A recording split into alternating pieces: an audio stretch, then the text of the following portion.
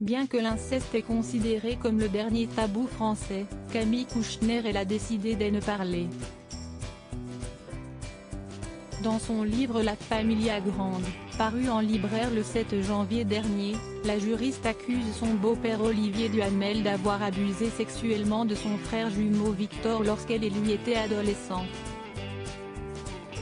Ce mercredi 13 janvier, Camille Kouchner était invitée dans l'émission La Grande Librairie sur France 5, et s'est longuement exprimée sur son enfance non sans émotion. Camille Kouchner a expliqué qu'elle a écrit son livre juste après la mort de sa mère, Evelyne Pizieu, survenue en 2017. Si est 9 ans plus tôt, en 2008, que son frère jumeau Victor avait confié à leur mère les abus dont il a été victime, à la fin des années 1980. Elle réagit en allant voir sa sœur, ma tante, Marie-France Pizier, note de la rédaction. Son réflexe naturel a été d'aller voir sa sœur et d'une certaine manière de se réfugier chez elle, explique Camille Kouchner. Evelyne Pizier ne l'a pas entendu en apprenant les abus d'Olivier Duhamel sur son beau-fils, Marie-France Pizier, donc la tante de Victor, réagit catégoriquement. Ça si est non, si est impossible que tu me dises que tu te sentes mal, ce sont tes enfants qui sont mal, lance Camille Kouchner en parlant pour sa tante à sa mère. Elle remet les choses à l'endroit, elle a immédiatement cette puissance-là. Elle entend ce que lui dit sa sœur aînée, qu'elle aime beaucoup.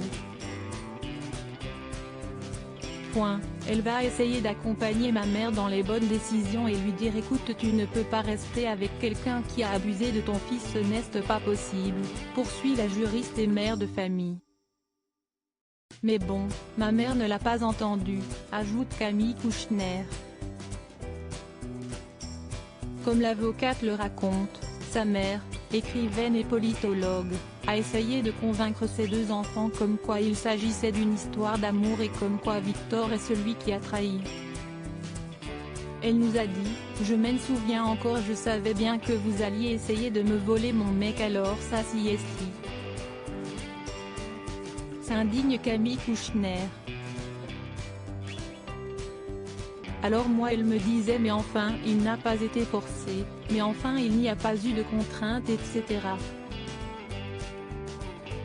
Ajoute la juriste en expliquant qu'elle a beaucoup réfléchi aux paroles de sa mère, qui selon elle confondait le désir et le consentement d'une certaine manière. Si est pour ça que le livre n'arrive pas tout de suite, justifie-t-elle.